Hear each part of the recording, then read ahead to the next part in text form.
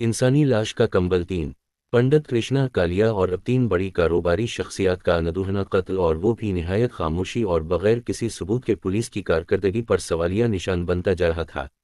दूसरी तरफ तारीख में पहली बार मर्दों के साथ जिनसी तशद्दुद करके उनको जिंदगी और मौत की कशमकश में छोड़कर निहायत चालाकी से मंजर आम से गायब हो जाना अवाम को और भी खौफ में मुब्तला कर रहा था। यहाँ तक कि माउन ने अपने नौजवान वजही लड़के घरों में कैद कर लिए और शहर भर के जराइम पेशा अफराद भी समय समय नजर आने लगे। लेकिन ना कातिल का कोई सुराग मिल रहा था और ना इस जिनसी औरत नुमा बल्ला का, जो एक ही रात में 5 मर्दों पर भारी पड़ रही थी। चनदू मुसलसल सलूनी पर नजर रखे हुए था और बड़ी चालाकी के साथ इसके रडार में आए बगैर इसके बारे में काफी कुछ जान गया था। लेकिन चनदू के सवालों के जवाबात सलूनी पर नजर रखकर नहीं मिल रहे थे। फिर इसको अपने बाप प्रोफेसर अमन दास की वसीयत याद आई, जब मरते वक्त इन्होंने कहा था कि तुम्हारे सवालों के जवाब तुम्हें मेरी लाइब्रेरी में मिलेंगे। उस वक्त चनदू को कुछ समझ नहीं आई थी कि अमन दास क्या कह रहा, लेकिन आज चनदू को जिन सवालात का सामना था वो इनके हल के लिए बाप की लाइब्रेरी में जा घुसा था। इधर सलूनी की दिमागी हालत दिन ब दिन बिगड़ती जा रही थी, क्योंकि इसकी दिमागी हंसी उसे मुसलसल किसी की नज़रों के ताक़ुब का इशारा तो देती थी, लेकिन वो सिमत और इस पर नज़रें गाड़ने वाले का दिमाग पढ़ने से कासिर रहती।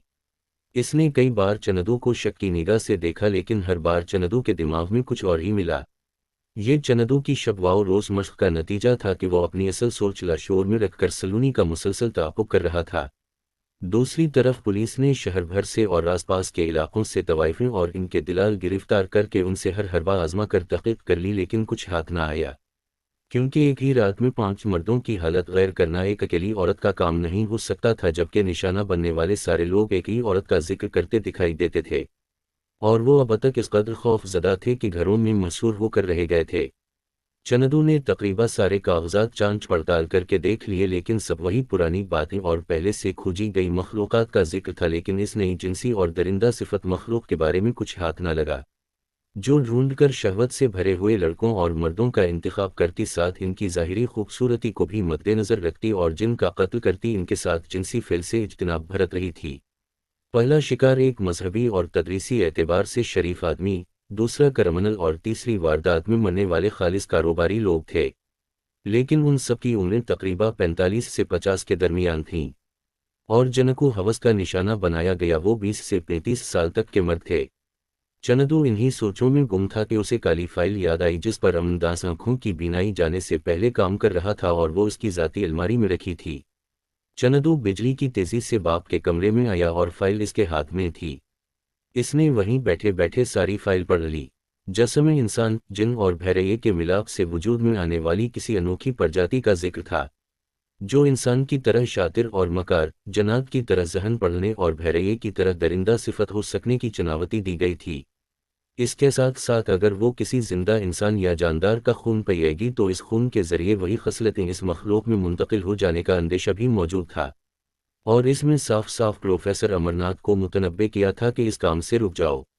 इसमें पुराना हवाला देकर अमरनाथ की जिन ज़ात बीवी का जिक्र था, जो अमरनाथ की हामिला होकर उसे औलाद देने से कासिर थी, लेकिन दोनों औलाद के बेहद ख्वाहिशमंद थे, और अमरनाथ के कहने पर ही ये तहकीक शुरू की गई। औलाद के लिए उनको एक मादा भेड़िया दरकार थी, जिसके रहम में अमरनाथ और इसकी जिन ज़ात बीवी का बच्चा परवान चढ़ सकता था। और इनकी पुरानी नायाब मजहबी किताब में चंद अमलियात ऐसे थे जो मादा भेड़िया पर बच्चे की पैदाइश तक करने थे, और बच्चे की पैदाइश मादा का पीठ चीर कर ही मुमकिन थी। आगे का बाब इस प्रजाति को कंट्रोल या काबू करने का उन्वान तो था, लेकिन मालूमात अधूरी थीं, या यूं लगता था कोई सिफात फाड़ कर ले गया है, और यकीना वो अमरनाथ ही था जो अपनी औलाद पैदा करके उसे महफूज करने के लिए आखिरी बाब के सफ़हे फाड़ कर साथ ले गया था। चनदू का पहला शक सलूनी पर गया कि ये जिन, इंसान और भैरये का मिलाप हो सकती, लेकिन अगर ये सलूनी थी तो इसका बाप अमरनाथ नहीं बल्कि मूर्ति फरोश किशनलाल था। और जो पहला खून हुआ वो पंडित था, कोई शहवत ज़दा या जराइम पेशा तो नहीं था कि सलूनी इस तरफ पड़ती। चनदू वहां से सीधा रशमी के पास गया और इससे कॉलेज में आखिरी जुमे का अहवाल पूछा, जिसके बाद पंडित की लाश मिली थी। तो रशमी ने बताया कि पंडित ने सलूनी को छुट्टी के बाद रुकने को कहा था, और ये कि पंडित काफ़ी शौकीन मिजाज था। वो भरपूर जवान लड़कियों को अक्सर हेले बहाने से रोकता और बातों में लगाकर इनके जिस्म के काबिल एतराज़ जगहों पर हाथ लगाने से भी नहीं कतराता था, और वो सलूनी को किसी भूखे कुत्ते की तरह ललचाई हुई नज़रों से देखता था। اور اس دن جب اس نے سلونی کو روکا تو سلونی پریشان تو نہیں کافی غصے میں تھی اور مجھے اپنے ساتھ رکنے بھی نہیں دیا، زبردستی گھر بھیج دیا تھا۔ لیکن چھٹی کے بعد شام میں سلونی کے گھر فون کیا تو وہ گھر پر ہی ملی تھی اور اس نے بتایا پنڈت نے کچھ نہیں کہا، صرف ایک دو مورتیاں مرمت کروانے کے لیے دی تھیں۔ یہ ساری کہانی سن کر چندو کی آنکھوں میں عجیب سی چمک آ گئی۔